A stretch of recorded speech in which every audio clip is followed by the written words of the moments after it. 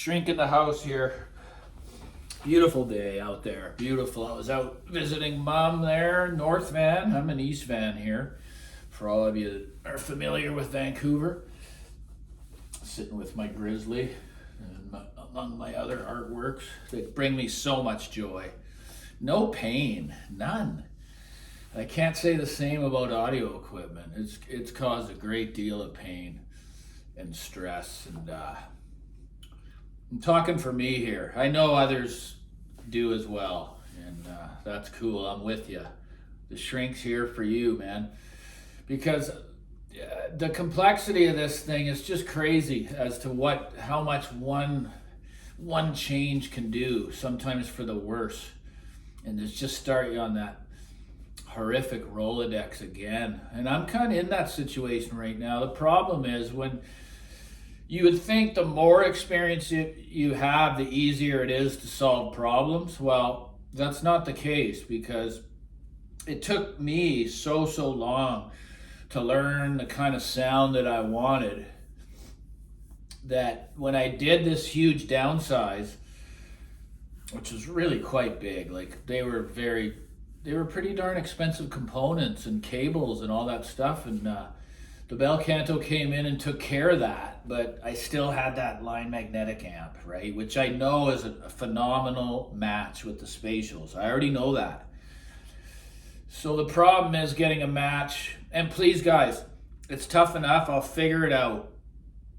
I don't need any, I don't want any suggestions as to what to get, because there's a way I'm gonna go about it, which leaves as much stress out of the equation as possible. I've already tried a few different things and none of them have worked at all. I mean, I've even tried them with the Bel Canto, and it's just, no. It's like the spatials were made for Class D, but they also sound so good with the line magnetic. So as I say, I'm gonna just say the man with the simple system is gonna be the happiest man. But someone that's got multiple systems around the house, I don't understand the logic of it. I don't think anyone should have to think, oh, what room am I going to go and listen to music on? But I mean, to each their own. I just know that even with trying to mess around with these two again and get them right, not only is it costly, because again, everything's up at a certain price range, right? And I've tried the route, okay, I'm just going to put some, since it's not my number one system, I'm going to throw some cheap components at it and be content with that. You know what? There's something about the levels and knowing that the internal pride of ownership is just not there. You think you can cheese out on it, but it doesn't work for me. I know that I won't be happy with it. Even the SL7, I'm not going to buy a $300 phono stage for it. It's going to have to be up there to a point to bring the very best out of it, and then into the line magnetic. So I'm missing a couple components here to complete my so-called reference tool shed, right? And it'll happen, but I'm getting close to going back to work where there's actually money coming in. Not in any financial issues at all, but I just don't like to spend this kind of money when there's none coming in. Because even on the used market, it's gonna, the speakers are gonna have to be in around $2,000 used, and the phono stage probably $1,000. So it's not pocket change by no means, So these are the dilemmas that just have come up and continue to come up, right? Not swapping gear out. The problem is I've gotten rid of certain pieces, and quite a lot of them, right? And the downsize was successful. I am content, but there's still a couple pieces to complete the two systems, because I just wasn't willing to let the line magnetic go. It's just so good of a piece in so many ways, guys. The reliability, I think it's the greatest looking audio component. I don't know of anything better. And anyone that comes in that's not even into this stuff, or they just go, holy cow, is that ever gorgeous? Like, it belongs in a museum. There's a reason why they cut down on offering that finish, it's so much more money.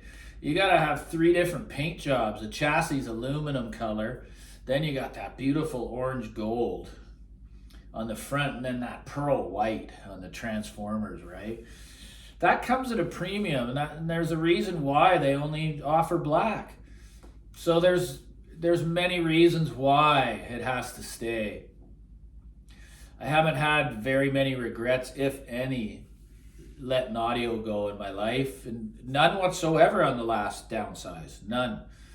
There has been a few speakers in my life that I feel, the Amphion 3S, that was one gorgeous piece of work. Sounded great in the smaller space. I love the look, the build quality. Got a killer deal on them. I don't know why I let them go, right? Finnish company that I'm sure a lot of you are aware with. But again, this is a gratitude video for all my subscribers that like and subscribe, and especially the ones that support financially. Like that just touches a warm place in my heart. And I don't feel bad just asking for it, because there's a little heart down there by the search bar for a reason, and it's for people to support. And I don't have the Patreons, and I don't have sponsorship, and I probably never will.